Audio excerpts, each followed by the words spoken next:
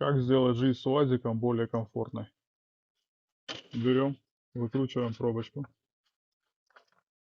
Когда делаем ТО, достаем одну волшебную штучку. Выглядит подобным образом.